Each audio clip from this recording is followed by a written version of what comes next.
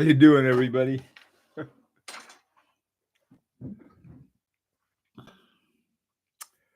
Got on my Moritz Grossman. Oh boy, Atum Pure, something like that. This watch is a great watch. It's very hard to read though because the background to it are all of these different watch hands. Sort of a fun watch. Those are all of the hands that they make. Anyway, let me ask you: is video and everything working all right? I hope so. Hey, neighbor, how you doing? I think the next several days we're going to be getting a little rain. It's pretty nice this morning, though. The heat's going to go up to 80 something. I know the guys down in Key West and stuff. It's that way all the time. Hey, 9/11, how you doing? Great, thanks. Oh, good.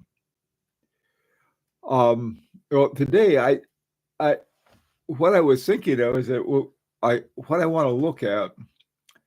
Hey, rancher. Yeah.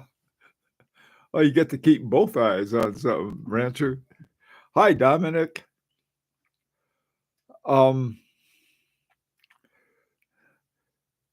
I've been looking at all of this stuff. I went to the Wharton School, which is the sort of the premier business school in the Ivy League anyway.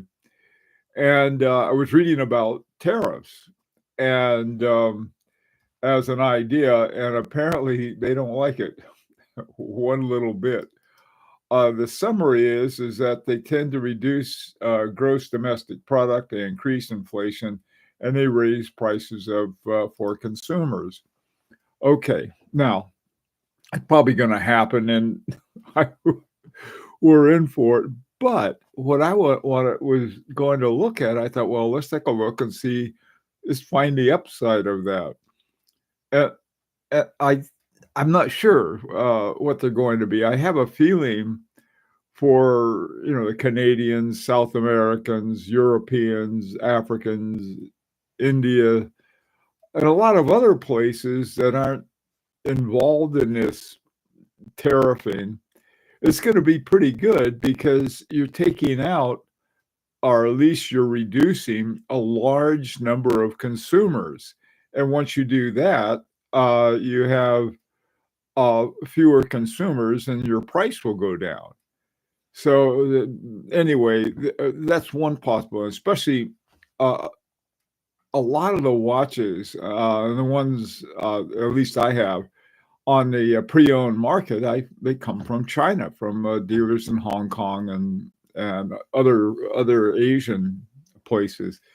And God knows what they're going to do. I think that it's something that there's going to be a 10% tariff, I think, coming from Switzerland, which I think a lot of countries would trade the 10% for the 20% VAT, but Americans are probably not going to like that too much. We'll see what happens. But anyway, so that's what I thought we could kick around today. The way it's set up was based on trade deficits, which is not the way you're supposed to set up tariffs. Tariffs are meant to help domestic products, but usually, domestic production. Most countries do it by subsidizing their own businesses. For example, they can subsidize the price of a car by subsidizing what the car companies pay in taxes, and so they can have lower prices and a lot of different things like that. Tariffs is,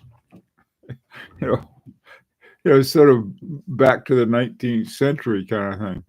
So, but it's the reason I thought today would be a good time to talk about it. I guess the 1st of May, they had some great big tariff thing. I guess it started with some crazy amounts, but here's what I think is going to happen. a lot of the people, I mean, what, 100% tariff to China, and then they have 100% stuff to Americans. And I mean, what? Uh, the the thing that will probably happen with those who are under a heavy tariff, they'll simply send them somewhere else and then have them shipped to the U.S. That would be my guess. Um, but it's going to have an impact one way or the other. I think it's going to be good for some, not us, not the Americans, but a lot of other people, because it's like I said, it's going to take out a um, consumer group, a fairly large one too. So um, I just wanted to get your on this, and this is, let's keep the politics out of this, because I don't like politicians of any stripe, but just sort of look at the economics of it.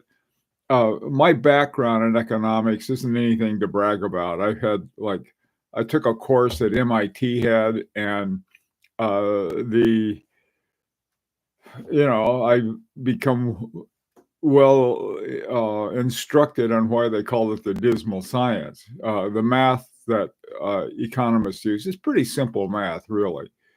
Um, and different kinds of financial dealings are, they're not exactly rocket science, but uh, others are almost like, I hate to use the word common sense because it's been thrown around so much, but most of the common sense is that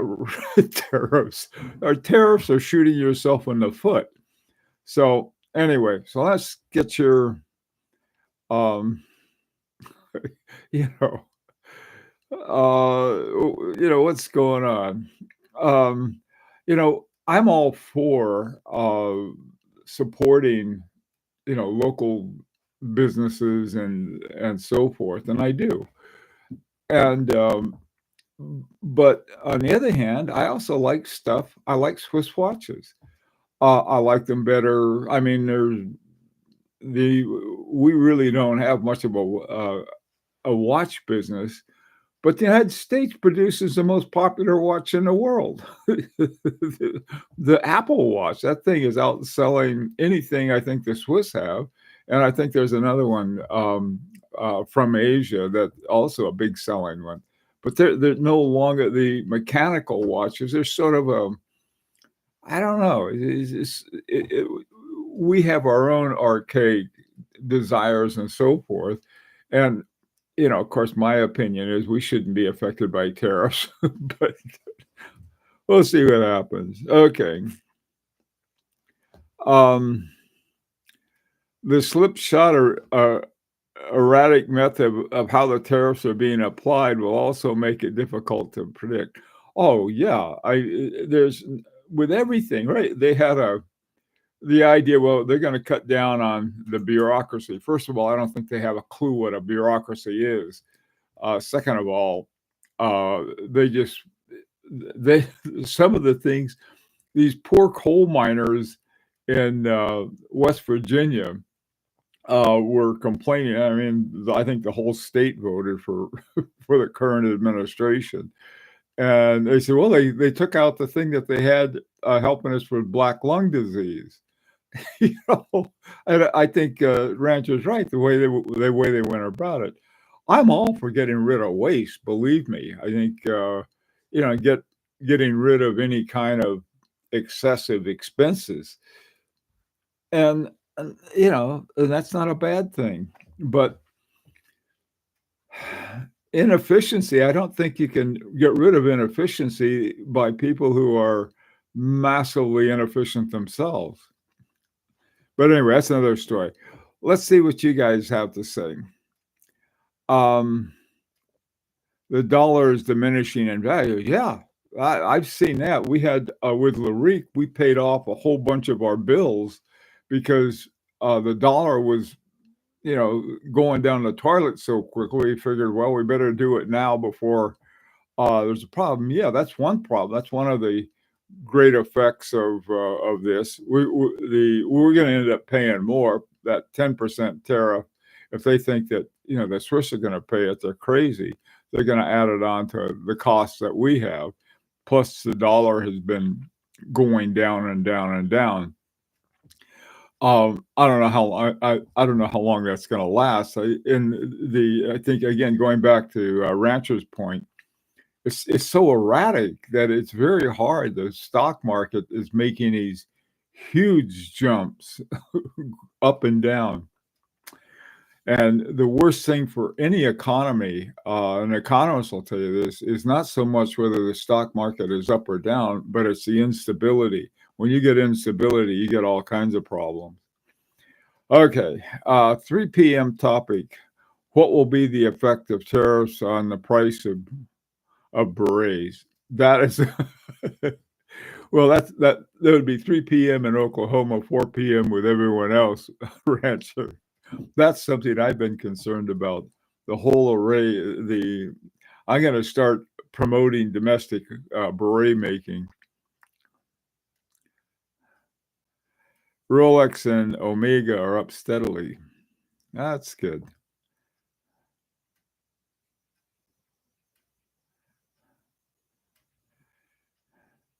Nomos day will eat the tariff. Notice no price increase. That's I don't know what good that does anybody. It certainly doesn't do Nomos any good. I guess Nomos has pretty good prices anyway. Even if you do slap another 10% on them or whatever they're going to do. Yeah, they Dominic. Yeah, this is what's sort of crazy. It's really crossing borders. Okay, now here's something crazy, Dominic. Let's say that somebody in Asia bought an RGM watch from Roland Murphy. Okay, and they had it, and so then they put it on for sale on whatchamacallit, C24 or eBay or someplace like that. Coming from China, they're going to hit them with a tariff. The whole thing is, I mean, it's like people began to believe. I mean, and the people who are doing this really believe that somehow they work. What we heard for years and years and years, I did anyway, from because I grew up in a very, very conservative military family, was that we're getting ripped off by everybody. Where was the ripoff? They didn't know, but we were getting ripped off. And then when I hear Trump say the same thing, we're getting ripped off. What? They never said what we were getting ripped off with, or what the bureaucracy. This country has grown from a little over 100 million when I was born, which is right after fire was invented, and now it's 360 million, something like that. And then the other thing that they're trying to do, this is really wild. It's crazy. It sounds more like 1933 than 2024. Is that, well, we want to have women to have more children. Why don't you have them?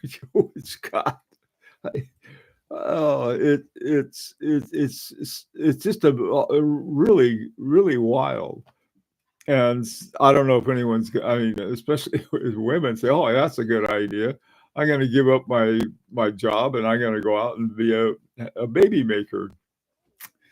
So, I mean, I bring that not in terms of, it's a context of where we are right now, at least for the next 2 or 4 years. We'll see.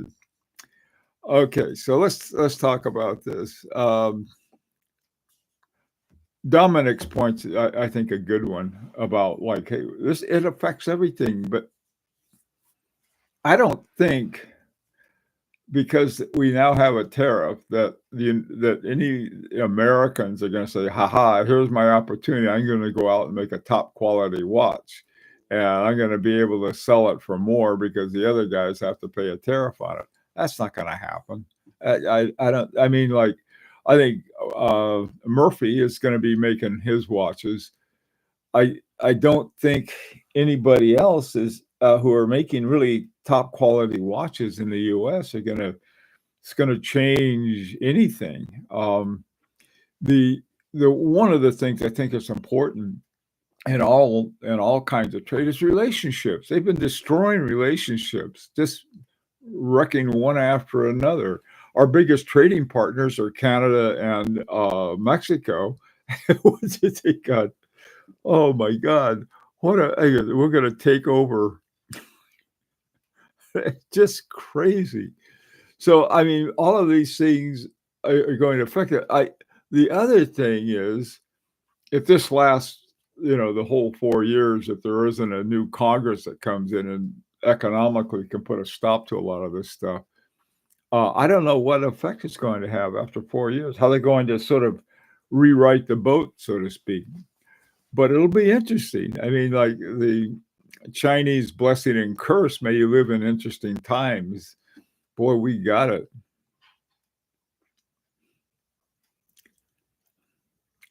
Mr. Berger, the tariffs are being used as leverage to bring back more domestic manufacturing. That's the idea. That is the idea. Have you see? This is almost the most naive type of logic. The idea is to bring back. We're going to have more domestic manufacturing. The people who do it say it's just going to take years to get anything up to speed, and who's going to be doing it at the cost that we've been able to get it before by import. Rather than looking at this as sort of and there are all kinds of things that we can do, and we can do it well. But the idea is that you don't encourage domestic manufacturing by kicking the other guy in the teeth. You do it by improving the quality. You can have government support of that. You can do all kinds of things. But tariffs doesn't guarantee that, because they've interviewed a lot of manufacturers, and some manufacturers it may help. But the idea that it's going to bring back the quote good old days, I think is the problem. The good old days are long gone. You look at the assembly line, an automobile assembly line, and half of them there are robots. Where we live, not far from us, there's this giant Amazon. All of these buildings where all of these people work for Amazon. But one of the things that Amazon is doing is hiring more and more robots. You pay for a robot once. And so where you have these, and of course this keeps the price down. But pretty soon, who's going to buy it? And the Americans, the Japanese especially, are really good at robots. So I don't know. Yeah, Mr. Berger, we can do that. I mean, if the politics of it are, yeah, we're going to have the politics, but we can talk about it in terms of the economics. Leaving the politics out, we take a look at all of the major economists, and they're horrified by this whole thing. So, let alone this isn't to say the Democrats have a magic answer to things, because they don't.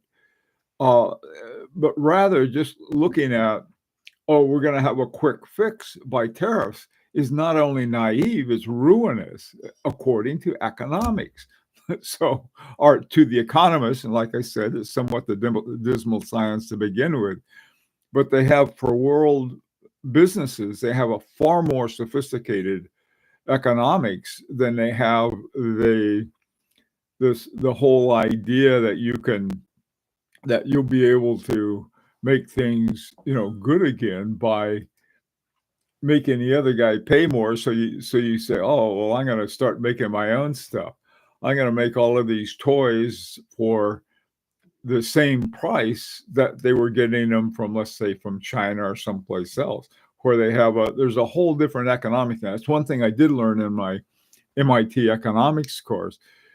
Different countries, especially poor countries where a lot of this stuff is made, are based on a whole different economic value. Let me give you an example. We'll say, let me use a fictitious name so I don't offend anybody. We'll say Country X, okay?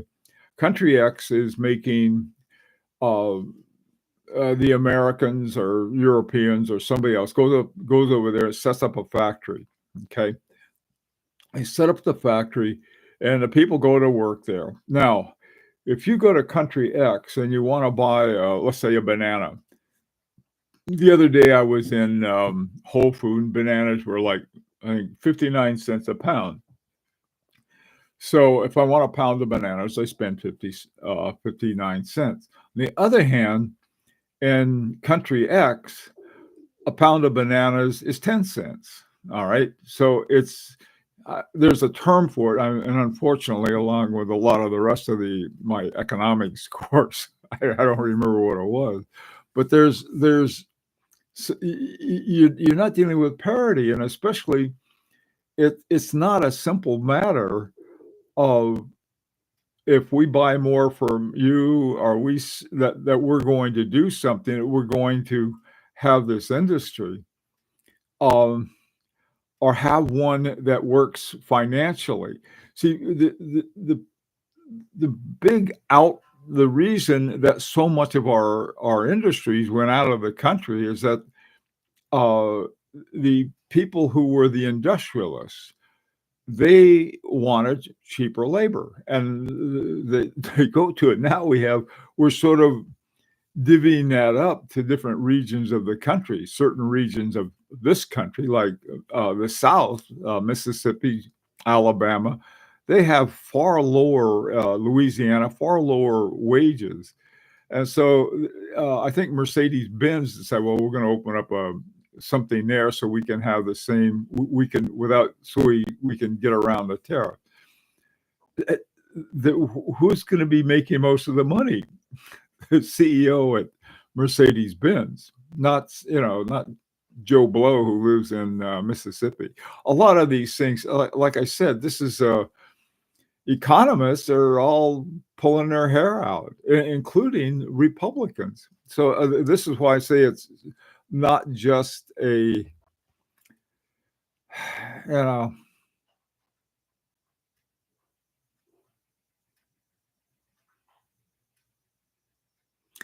that too, Michael. Yeah.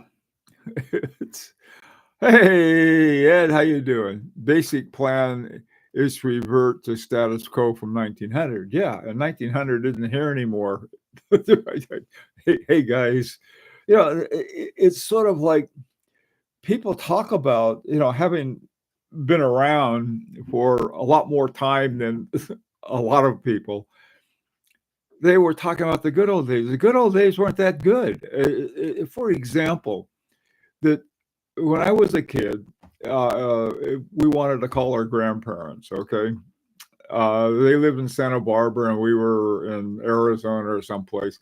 So all the kids would get together and I said, okay, we got 2 minutes. We can afford to make this call. And so everybody would line up, hi, Grandma, going down a line.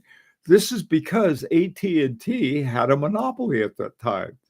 And you couldn't buy your own phone. You never bought a phone, and people didn't realize this. You could only get your phone from AT&T, they had some other subsidy called GTE, and so we didn't know that. We got a phone bill, and then when they broke up AT&T, suddenly, I mean, this is within the country. They all of a sudden prices went down.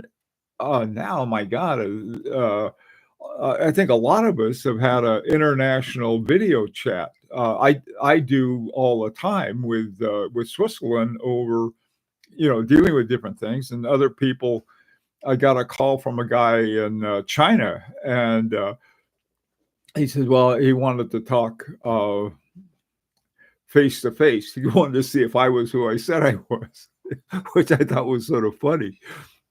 And then Tuesday, I have another Zoom call. So, I mean, and it doesn't cost anything or less, at least next to nothing. And so a lot of things like that people forgot about. Those were not the good old days. We were under under the a very strict kind of thing. And this was Democrats and Republicans. So it's not a political thing. It was something else. Hi, Allie. How you doing? Okay, let me see. This is all getting away from me here. Uh-oh. Oh, thanks. Um,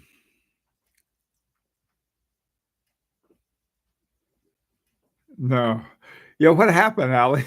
Was that we didn't get more manufacturing. We got less.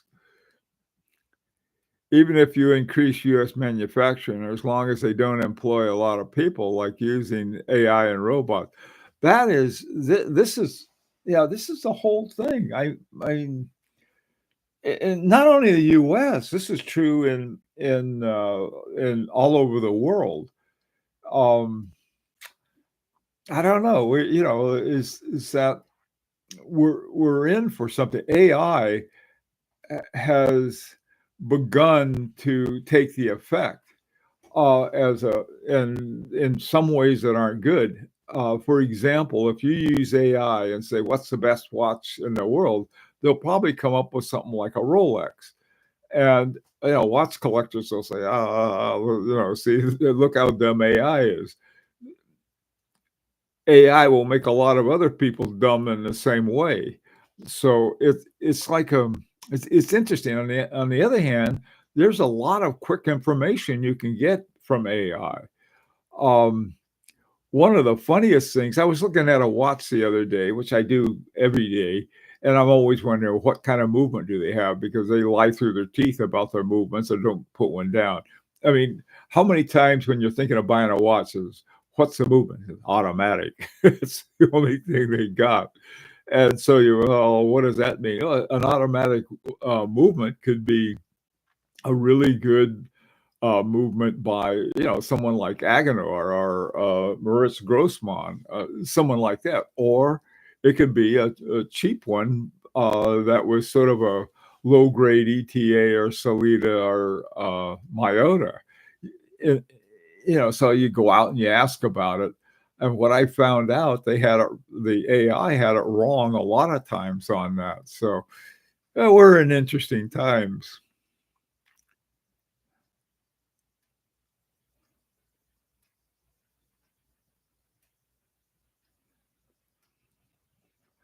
Oh god, I don't know what the freedom cities are. I've heard the opposite. They wanna crack down on cities who have, what is it? They refugee cities, something like that, and they're mad about that. We're in very crazy times. We've been through crazy times before, and I hope they just don't last too long because they can really destroy a lot of stuff, and that's a shame. Other countries, and I won't mention who they are, you had your fill of problems as well. We all go through it. Um, thank God Canada had this uh, mayor, I think of Toronto, a guy named Ford. Was right now the Canadians seem to have I think we would like I don't know how many provinces Canada has, but I'd be willing to be their next province instead of instead of the other way around. Hey, Goldfinger.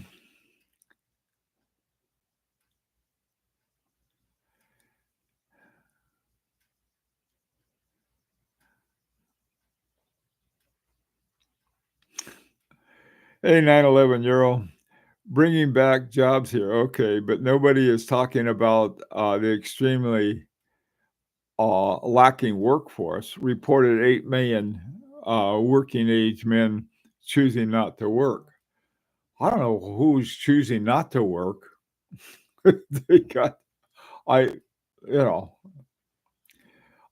you hear these things, and that's why you need to know the source. This is how come I went to, the University of Pennsylvania's Wharton School of Business to get my information about that, because the people who are putting this, bringing up these things were graduates of Wharton. So it's not a matter of saying, well, I'm going to go see what the real schools say. And I know, for God's sakes, MIT is, um, they're a good school, and so or a good institution. We're just in for it here in the United States, and for sort of what they used to call at Disneyland an e-ride, if whatever the opposite of a e-ride is. We're on it right now.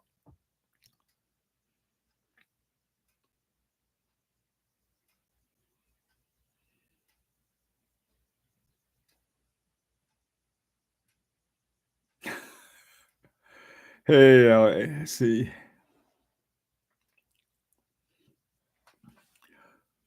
Okay, guys. Well, listen. Oh my goodness, we ran out of time. Dominic, every so often, a total rethinking has to take place on the way the supply of our country, due to changes in labor, manufacture, technology. Dominic, I agree with that 100%. I mean, we go sort of like, what's going on? I think what happened though is that we took a sort of like we had sort of a rocky road, and then we decided to go off a cliff. So adjustments, I think, are important. Sometimes, though, I mean, you don't want to sort of sink the boat in order to make it float better, and that's what I'm concerned about. Hey, Brian, off you go. Take care. Can I ask a watch question? If I buy a brass plate and a bunch of gears, how can I make a hole and some finger plates to connect? Oh boy, we have the guy here to tell you. Dominic knows how to do that. Ali, you have some guy like Dominic, or some people who know how to work with that kind of metal, and you're going to have to put in. I don't know what I would do. I would go get a cheap watch and take it all apart. Take it apart totally. Maybe even just go down and get some junk or someplace, and take a look at all of the different stems and the different things that have to be put there. That's what I would do, Ali. Hey, Jose. Maybe an unpopular opinion, but the perceived disorder is not the fault of a feature in this whole process of global reset. Although I'm not American, I think this is needed in complex.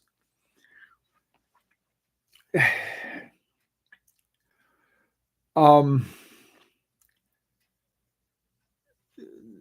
here was the thing, Jose. I agree with that, but again, you're what they've done is thrown out the baby with the bathwater, and at the same time, not knowing exactly what you're going to replace it with, except. I don't know why the whole deal sounds like one of those timeshare salesmen or a con man, a perfect Ponzi scheme.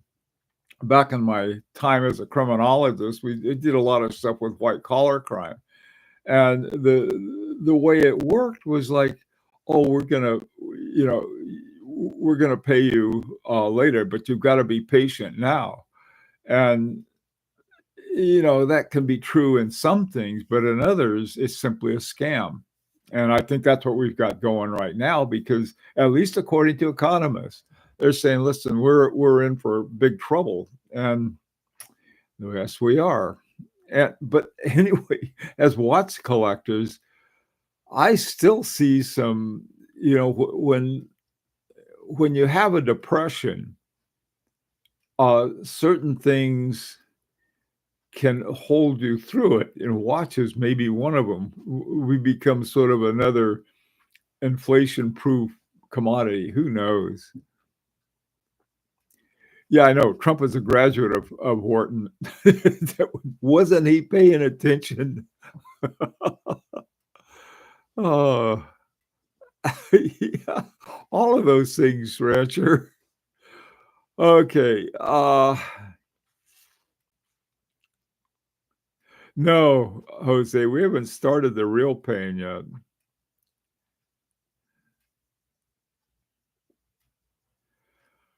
Ted K was? I didn't think he graduated from Yale.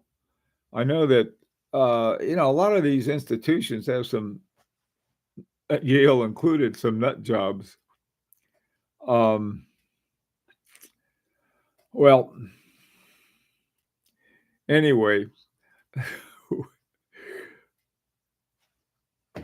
I think we're like I said, we're in interesting times, but I think what we need to do, one thing we can do as collectors is really gauge, sort of try to do some of the and or actually pay attention to the gauging that is done in terms of watch prices.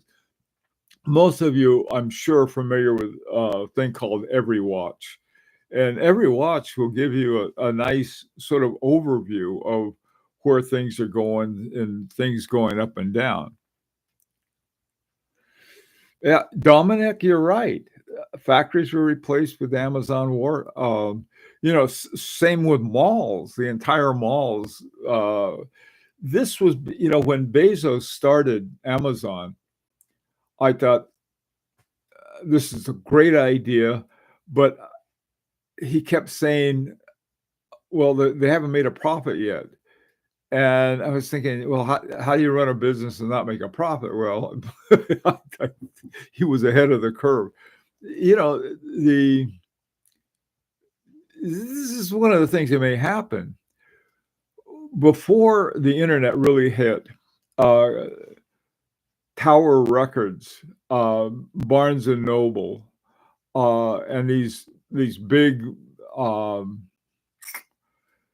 I guess you'd call them all near monopolies on bookstores and record stores, and where the records were either vinyl or CD disc. And the same thing with before streaming. Uh, you go out and rent your what was the name of that company that everybody would go to rent their videos.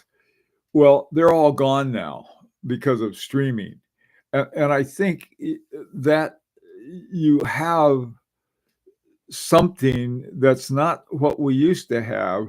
That won't You could have all kinds of things. I think what we need instead are things, I know this may be unpopular, things like Amazon, because Amazon figured out the model is moving toward uh, online, and it has. So you can live in places like Oklahoma, for example, and you can have a watch any place in the world. And so it's like that's really, a very different world we're living in. It doesn't matter. You have, who is it? Chrono 24 is owned by the Germans. That's a German company. eBay, I think, is American, but all of these things going on is that there's, it just ain't the same anymore.